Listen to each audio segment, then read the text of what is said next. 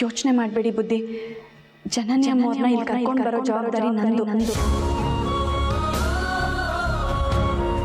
ಆದರೆ ಅಖಿಲಮ್ಮನವ್ರು ಬರೋದನ್ನ ಹೇಗೆ ತಡಿತೀಯ ಪಾರ್ವತಿ?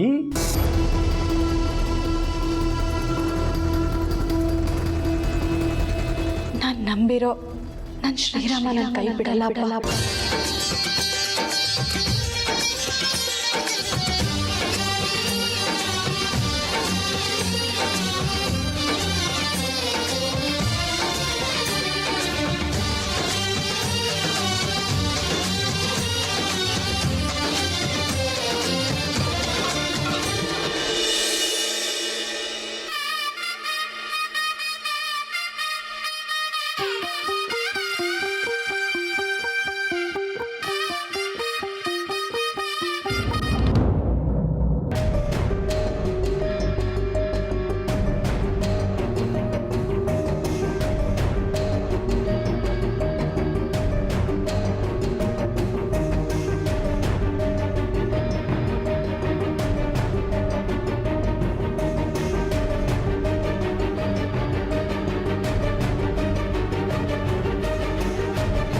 ಗುರುಜಿ, ಏನು ನೀವ್ಯಾಕೆ ನನ್ನ ಪಕ್ಕ ನಿಂತ್ಕೊಂಡಿದ್ದೀರಾ?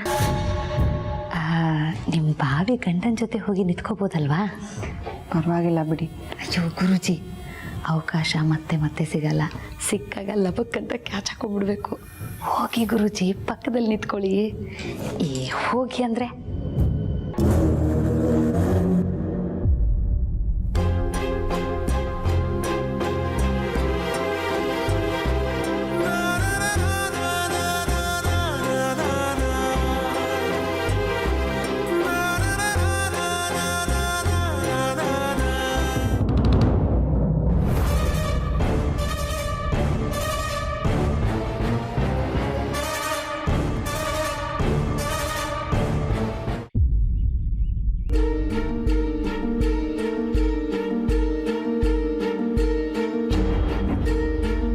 ಪಾರ್ವತಿ, ಯಜಮಾನ್ರೆ, ಏನಾಯ್ತು? ಯಾಕೆ ಗಾಬರಿ ಆಗಿದ್ಯಾ? ಜನನಿಯವ್ರ ತಂದೆ ಬಂದಿದ್ದಾರೆ. ಪಾರ್ವತಿ, ಜನನಿಯವ್ರ ತಂದೆ ಬಂದಿದ್ದಾರಾ? ಎಲ್ಲಿದ್ದಾರೆ? ನಮ್ಮ ಮನೇಲಿದ್ದಾರೆ. ಯಾವ ವಿಷಯಕ್ಕೆ ಬಂದಿದ್ದಾರೆ ಪಾರ್ವತಿ? ಮತ್ತೆ ಏನಾದರೂ? ಇಲ್ಲ ಯಜಮಾನ್ರೆ, ಜನನಿಯವ್ರನ್ನ ನೋಡೋದಕ್ಕೆ ಅಂತ ಬಂದಿದ್ದಾರೆ.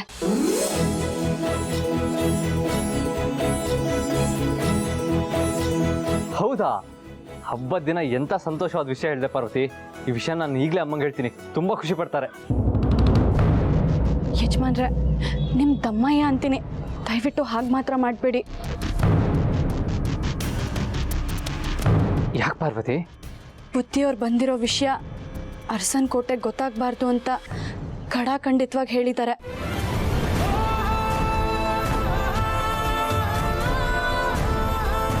ಅವರು ನಾನು ನನ್ನ ಮಗಳನ್ನ ಮಾತ್ರ ನೋಡ್ಕೊಂಡು ಮಾತಾಡ್ಸ್ಕೊಂಡು ಹೋಗ್ತೀನಿ ಅಂದರು. ಹೌದಾ? ಆದರೆ ಈಗ ಜನರನ್ನ ಹೇಗೆ ಕಳಿಸೋದು? ಎಲ್ಲರೂ ಪೂಜೆಯಲ್ಲಿ ಬ್ಯುಸಿ ಆಗಿದ್ದಾರೆ. ಇವಾಗ ಗಂಗೆ ತರೋದಕ್ಕೆ ಅಂತ ನಿಮ್ಮನೆಗೆ ಬರ್ತಾ ಇದ್ದಾರೆ. ಅದನ್ನೇ ನೀವು ಹೇಗಾದರೂ ತಪ್ಪಿಸ್ಬೇಕು ಯಜಮಾನ್ರೆ.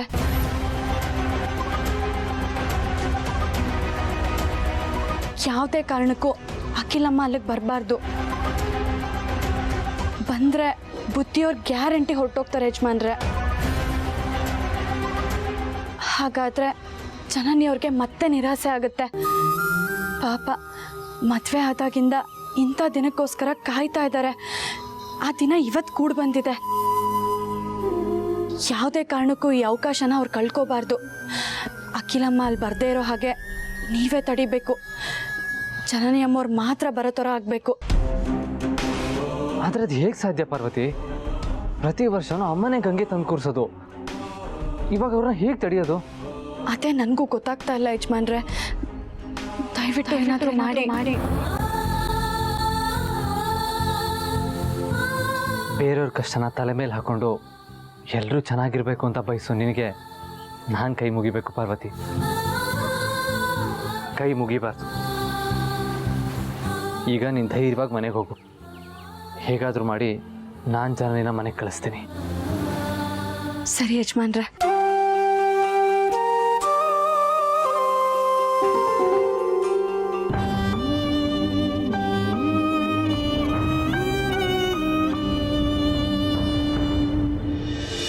ಅಮ್ಮ, ಪೂಜೆ ಸಮಯ ಹತ್ರ ಬರ್ತಾ ಇದೆ. ನೀವು ಬೇಗ ಗಂಗೆ ತಂದು ಬಿಟ್ರೆ ಒಳ್ಳೆಯದು.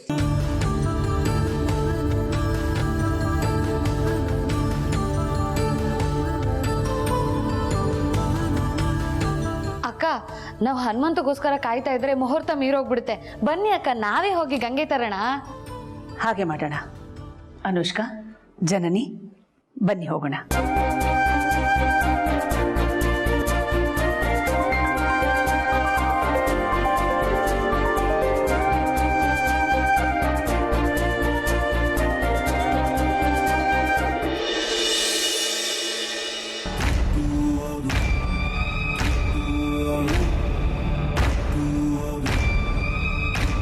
ಬಡವ್ರ ಮನೆ ಏನೋ ಅನ್ಕೋಬೇಡಿ ಬುದ್ಧಿ. ಅಷ್ಟು ದೂರದಿಂದ ಬಂದಿದ್ದೀರಿ, ಎಷ್ಟು ಹಾಸ್ಕೊಂಡಿದ್ದೀರೋ ಏನೋ. ಏನಾದರೂ ತಿನ್ನೋದಕ್ಕೆ? ನನಗೆ ಹಸಿವಿಲ್ಲ, ಬೇಡಿ. ಕುಡಿಯೋದಕ್ಕಾದ್ರೂ ಏನಾದರೂ? ಒಂದು ಲೋಟ ನೀರು ಕೊಡಿ. ಹಾಂ,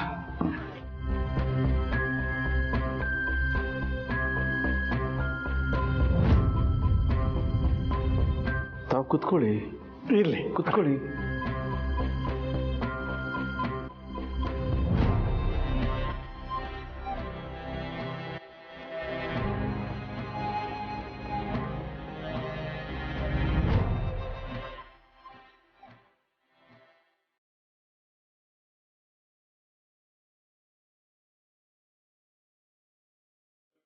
ತುಂಬ ದಾಹ ಆಗಿತ್ತು ಅನಿಸುತ್ತೆ. ಇನ್ನೊಂದು ಸ್ವಲ್ಪ ನೀರು.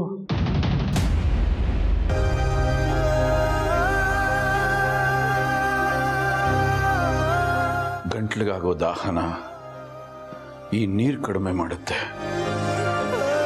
ಹೊಟ್ಟೆ ಹಸುವಾದರೆ ಮುಷ್ಟಿ ಅನ್ನ ಆ ಹಸುವನ್ನು ಕಡಿಮೆ ಮಾಡುತ್ತೆ. ಆದರೆ ಈ ಹೃದಯಕ್ಕಾಗೋ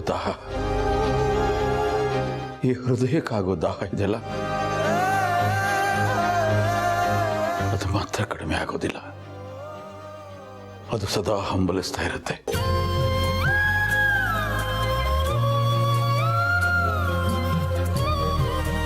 ಹೌದು ಬುದ್ಧಿ, ಜನನಿ ಅಮ್ಮ ಅವರಿಂದ ನಿಮ್ಮ ಮನಸ್ಸಿಗೆ ಎಷ್ಟು ನೋವಾಗಿದೆ ಅಂತ ಗೊತ್ತು.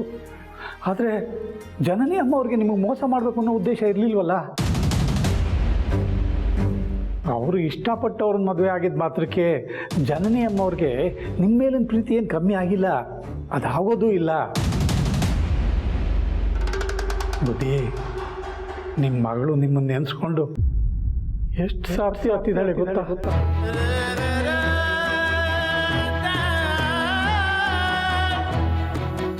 ನಿಮಗಿನ್ನೂ ನಿಮ್ಮ ಮಗಳ ಮೇಲಿನ ಕೋಪ ಕಮ್ಮಿ ಆಗಿಲ್ವ ಬುದ್ಧಿ?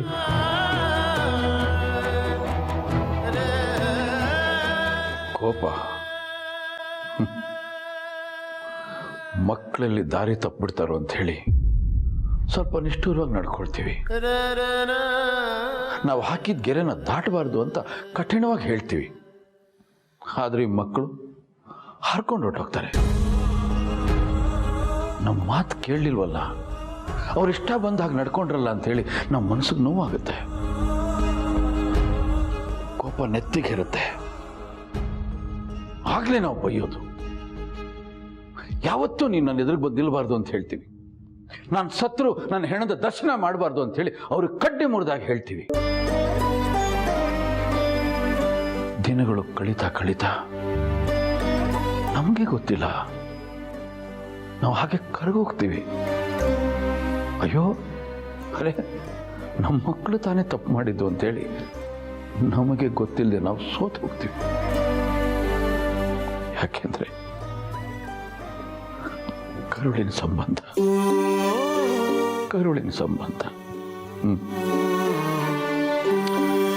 ಆ ಭಗವಂತ ಈ ಕರುಳಿಗೆ ಅದೆಂಥ ಶಕ್ತಿ ಕೊಟ್ಟಿದ್ದಾನೆ, ಅದು ಯಾವ ಥರದ ಬೆಸುಗೆಯನ್ನು ಹಾಕಿದ್ದಾನೆ ಅಂತ ಈ ಜಗತ್ತಲ್ಲಿ ಅದು ಯಾವ ವಿಜ್ಞಾನಿನೂ ಕಂಡುಹಿಡಿದಿಲ್ಲ. ಅದು ಮಾತ್ರ ಬಹಳ ಗುಟ್ಟಾಗಿ ಉಡಿಸ್ಬಿಟ್ಟ. ನೀವು ಹೇಳೋದು ನಿಜ ಬುದ್ಧಿ. ಅಪ್ಪ ಮಗಳ ಸಂಬಂಧದ ಬೆಲೆ ಏನು ಅಂತ ಒಬ್ಬ ಅಪ್ಪನಾಗಿ ನನಗೂ ಚೆನ್ನಾಗಿ ಗೊತ್ತು. ಆ ಸಂಬಂಧದಲ್ಲಿ ಸ್ವಾರ್ಥ ಇರಲ್ಲ, ನಿಸ್ವಾರ್ಥ ಇರುತ್ತೆ. ಮಕ್ಕಳ ಮೇಲಿನ ನಿಷ್ಕಲ್ಮಶ ಪ್ರೀತಿ ಮಾತ್ರ ಉಳಿಯುತ್ತೆ. ಏನಾಯ್ತಮ್ಮ ಪರು, ಅಖಿಲಮ್ಮನವ್ರಿ ಮನೆಗೆ ಬರ್ತಿಲ್ಲ ತಾನೇ? ಇಲ್ಲ ಅಪ್ಪ, ಅವ್ರು ಬರಲ್ಲ.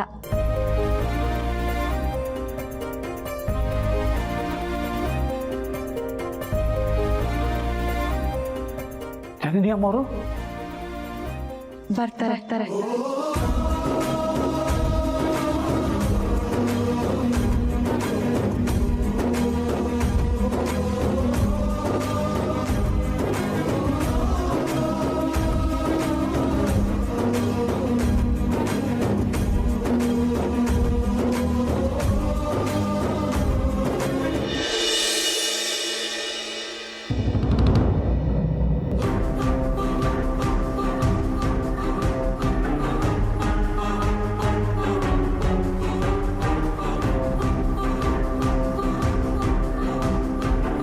ಅಮ್ಮ, ಎಲ್ಲಿ ಹೋಗ್ತಾ ಇದ್ದೀರಾ?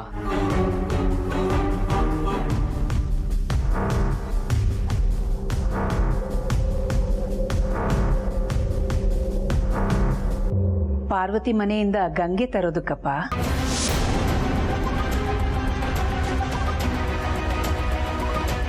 ಅಕ್ಕ, ಮಾತಾಡ್ತಾ ನಿಂತ್ಕೊಂಡ್ರೆ ಟೈಮ್ ಹೋಗ್ಬಿಡುತ್ತೆ. ಅರ್ಚಕರು ಬೇರೆ ಮುಹೂರ್ತ ಮೀರೋಗ್ತಿದೆ ಅಂತ ಹೇಳ್ತಿದ್ದಾರೆ. ಬನ್ನಿ ಅಕ್ಕ, ನಾವು ಹೋಗಿ ಬೇಗ ಗಂಗೆ ತಂದ್ಬಿಡೋಣ. ಚಿಕ್ಕಮ್ಮ, ಒಂದು ನಿಮಿಷ. ಇದೇನಪ್ಪ ಆದಿತ್ಯ, ಪುಣ್ಯದ ಕೆಲ್ಸಕ್ಕೆ ಹೋಗುವಾಗ ತಡೀತಿದ್ಯಲ್ಲ? ಅಪ್ಶಕ್ನ ಇದು.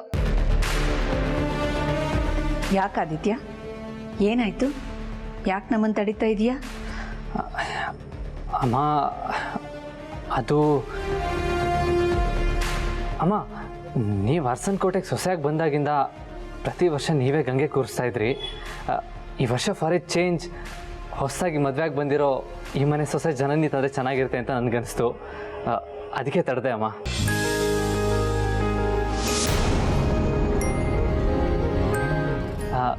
ನೀವೇನಂತೀರಾ ಅಮ್ಮ?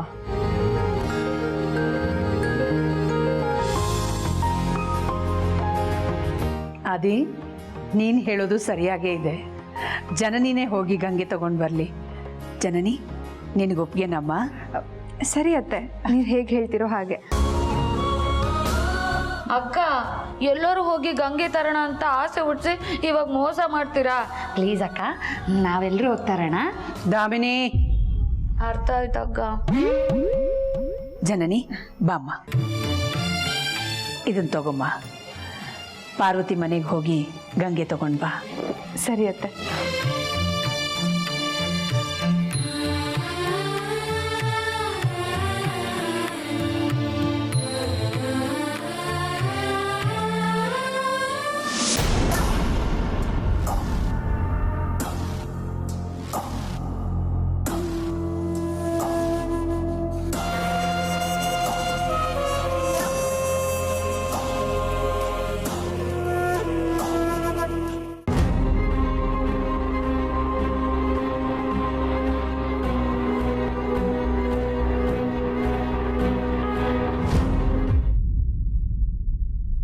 ಯಾಕೋ ಗಣಿ ಅಡ್ಡ ನಿಂತಿದ್ಯಾ? ನೋಡಪ್ಪ, ನಿನಗೆ ಲಂಚ ಕೊಡೋದಕ್ಕೆ ನನ್ನ ಹತ್ರ ಅಂತೂ ಫೋನ್ ಇಲ್ಲ. ನಾನು ಮೊಬೈಲ್ಗೋಸ್ಕರ ಕೈ ಅಡ್ಡ ಹಾಕಿಲ್ಲ. ನಿನ್ಗೊಂದು ಸರ್ಪ್ರೈಸ್ ಇದೆ. ಸರ್ಪ್ರೈಸಾ? ಏನದು? ಗೆಸ್ ಮಾಡು ನೋಡೋಣ. ನನಗೆ ಗೊತ್ತಾಗ್ತಿಲ್ಲ ಗಣೋ ಗಣಿ, ನೀನೇ ಹೇಳು. ಟನ್ ಟಡಾನ್. ಮುಂಬೆ ಇದೇನಾ ಸರ್ಪ್ರೈಸು? ಚೆನ್ನಾಗಿದೆ ಕಣೋ, ಥ್ಯಾಂಕ್ ಯು. ನಿನ್ ಥ್ಯಾಂಕ್ಸ್ ಹೇಳ್ಬೇಕಾಗಿರೋದು ನನಗಲ್ಲ, ಒಬ್ರು ವಿಶೇಷವಾದ ವ್ಯಕ್ತಿಗೆ. ಅವರು ಒಳಗಿದ್ದಾರೆ, ಅವ್ರಿಗೆ ಹೇಳು. ವಿಶೇಷವಾದ ವ್ಯಕ್ತಿನ? ಯಾರೋ ಗಣಿ? ಈಗ ನೀನು ನಿನ್ ಕಣ್ಣಾರ ನೋಡ್ತೀಯಲ್ಲ, ಗೊತ್ತಾಗುತ್ತೆ. ಬಾ. ಸರಿ ನಡಿ. ಈಗ ಬೇಡ, ಈಗ ನಡಿ. ಗಣಿ ನಡಿಯಕ್ಕ.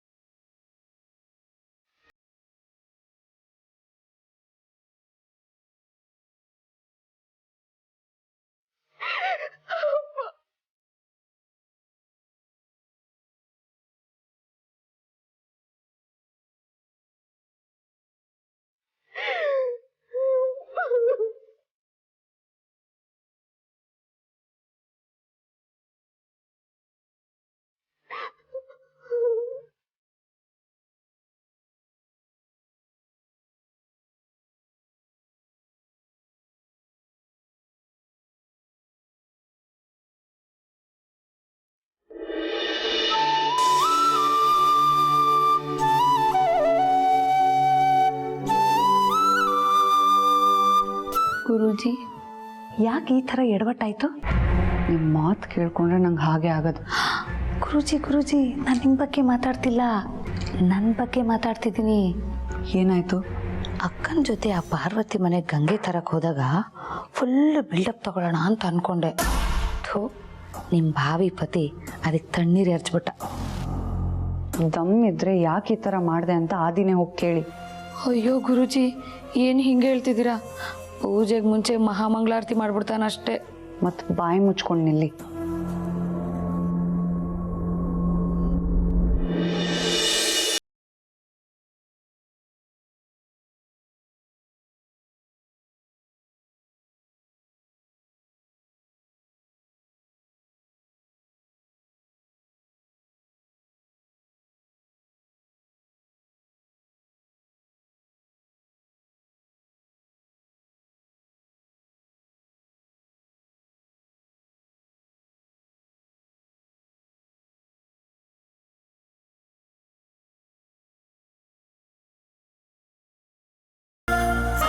ಅಷ್ಟು ಕೋಪನ ನನ್ನ ಮೇಲೆ ನಿನಗೆ? ನನ್ನ ಮೇಲೆ ಅಷ್ಟು ಕೋಪನ ನಿನಗೆ? ಅಷ್ಟು ಕೆಟ್ಟ ಅಪ್ಪನ ನಾನು?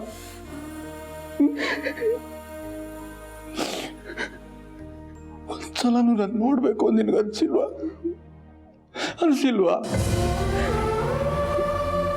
ಸತ್ತೋಗ್ಬಿಟ್ಟ ಅನ್ಕೊಂಬಿಟ್ಟ. ಮತ್ತೆ ಈ ಮನುಷ್ಯನ ನೋಡ್ಲೇಬಾರ್ದು ಜೀವನದಲ್ಲಿ ಅಂತ ಅನ್ಕೊಂಡ. ನಾನು ಹಾಗೆ ಅನ್ಕೊಂಡೆ ಯಾವತ್ತೂ ನೀನು ನೋಡಬಾರ್ದು ಅಂತ. ಆದ್ರೆ ನನ್ನ ಮನಸ್ಸು ಕೇಳಲಿಲ್ಲಮ್ಮ. ದಿನ ಬೆಳಗ್ಗೆ ಆದರೆ ನನ್ನ ಮಗಳಲ್ಲಿ ಅಯ್ಯೋ ಮಗಳೇ ಅಂತೇಳಿ ಈ ಮನಸ್ಸು ತುಂಬ ಚಡಪಡಿಸ್ತಾ ಇತ್ತು. ಆಗ್ಲಿಲ್ಲಮ್ಮ, ನನ್ನ ಕೈಲಾಗ್ಲಿಲ್ಲ ಮಗಳೇ. ಸೋತ್ಬಿಟ್ಟೆ ಅಮ್ಮ.